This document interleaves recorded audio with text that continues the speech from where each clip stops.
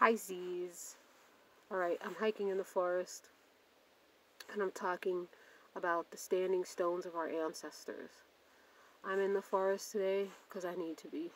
Haven't been in a few days and my internal organization is messed up.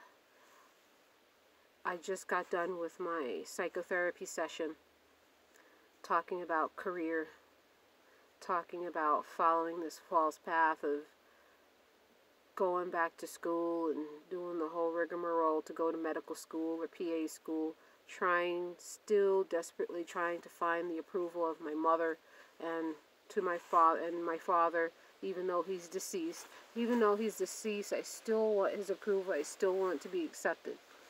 And I figured out that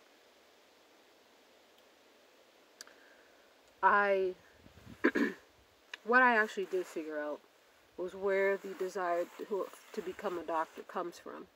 And I feel like it comes very strongly from my childhood desire to be accepted in the mainstream society. I had to really go there into some childhood trauma and think about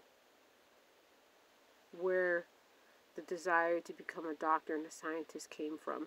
Aside from wanting to be accepted by mainstream society, it also comes from escapism into fantasy world, to escape what was going on around me. And I got really heavily into science fiction, horror, space aliens, and Dracula, and all this other stuff. Granted, I was very bright in grade school, but that brightness was snuffed out by the time I got to middle school, and for various reasons. But the thing that came to me was my true thing that I enjoyed as a childhood was always reading. I'm a precocious reader. I've been reading since I was 3 years old. And I really had to think. Reading and writing.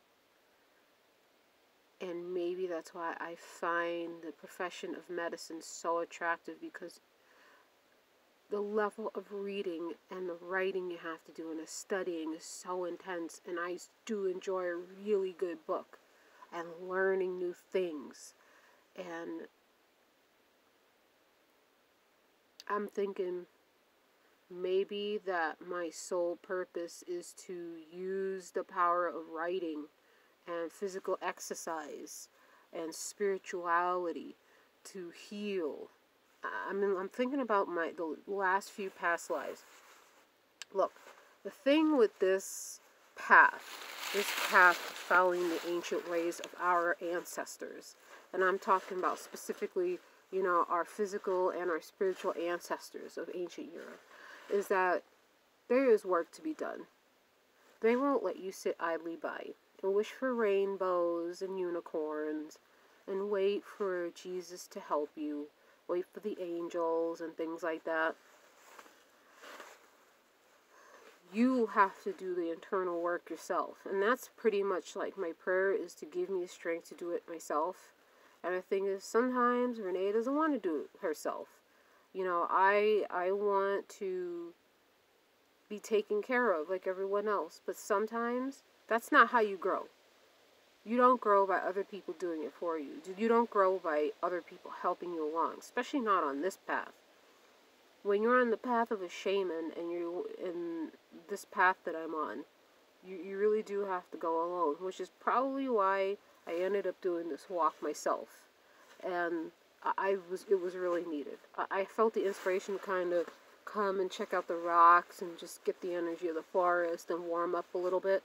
And it's working, and I feel it. What's wrong? What's wrong with me just coming here every other day or so and making a video and putting it out and teaching that way? I started thinking to myself, my goal is to be debt-free. So why would I go back to school to study medicine and incur six-digit debt?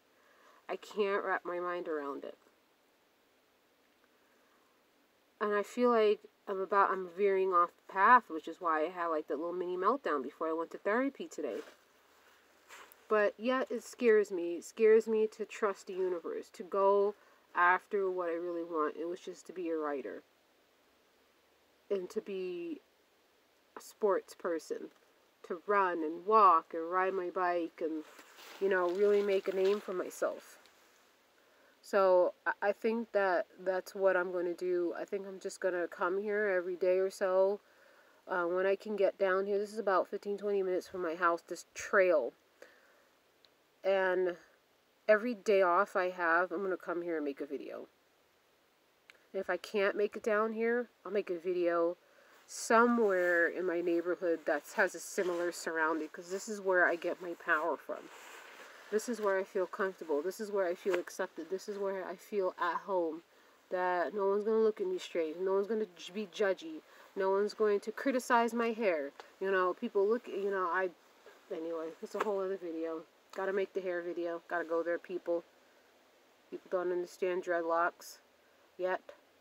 I'm not doing it for a hairstyle. I'm not doing it to look good. I can have any hair I want. I can have any hairstyle I want. It takes a little work, but I can be straight and well groomed and everything else. It takes a little bit more of an effort.